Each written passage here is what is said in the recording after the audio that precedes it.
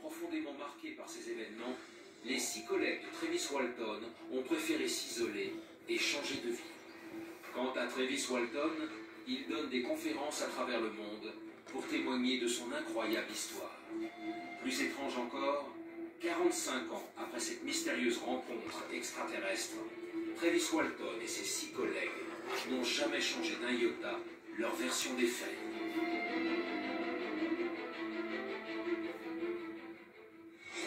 En 1985, une série d'incendies mystérieux sème la panique dans toute l'Angleterre. À l'origine de ces drames, un tableau maudit, reproduit à plusieurs milliers d'exemplaires et doté, dit-on, d'étranges pouvoirs surnaturels. On appelle ce tableau « Le garçon qui pleure ». Et aussi beau soit-il, il a pourtant fait brûler toute l'Angleterre.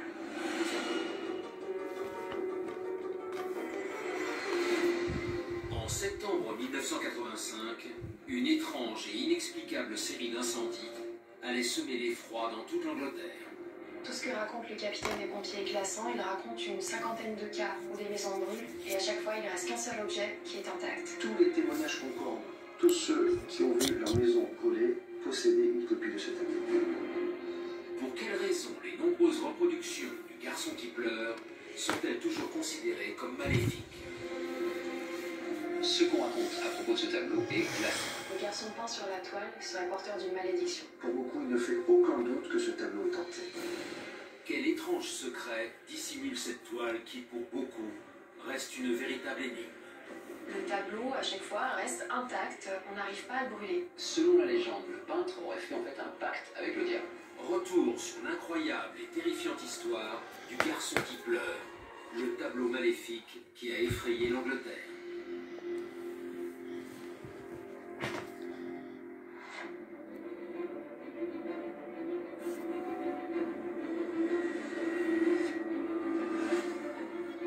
Nous sommes le 4 septembre 1985 et ce jour-là, les Anglais découvrent dans les colonnes du célèbre quotidien The Sun un article apparemment anodin, mais qui pourtant va créer un véritable vent de panique dans toute l'Angleterre. Le Sun, c'est un journal populaire anglais, très populaire. Il est en confrontation directe avec le Daily Mirror. En fait, c'est celui qui sera le plus sensationnel. Le Sun va parler d'un incendie qui a lieu dans le nord de l'Angleterre, dans le Yorkshire. Un couple voit leur maison incendiée totalement. Les pompiers qui vont arriver vont éteindre l'incendie, mais vont avoir un sursaut d'interrogation. En effet, après ce terrible incendie, les propriétaires de la maison, Ron et May Hall, vont être autorisés par les pompiers à faire le tour de leur maison totalement dévastée. Ils vont alors y faire une étrange découverte. Une fois qu'ils ont éteint le feu, ils ont demandé au couple d'aller faire un petit tour sur place et de récupérer ce qu'ils pouvaient récupérer. Seulement, rien n'avait survécu aux flammes. Tout est carbonisé, tout est brûlé, sauf une chose. Ils avancent tout doucement et là ils arrivent vers un restant de mur sur lequel est encore accroché un tableau. Ils sont vraiment assez stupéfaits de voir que le tableau n'a absolument rien. Quand on est face à un incendie de ce degré-là, on se dit que tout a brûlé. Le feu ne choisit jamais ses victimes. Donc tout a cramé, sauf ce tableau. Donc ça, c'est assez troublant pour les pompiers. Si l'incroyable découverte de ce tableau curieusement intact reste un mystère, l'étrange témoignage de l'un des pompiers venu éteindre l'incendie va semer l'effroi à travers tout le pays.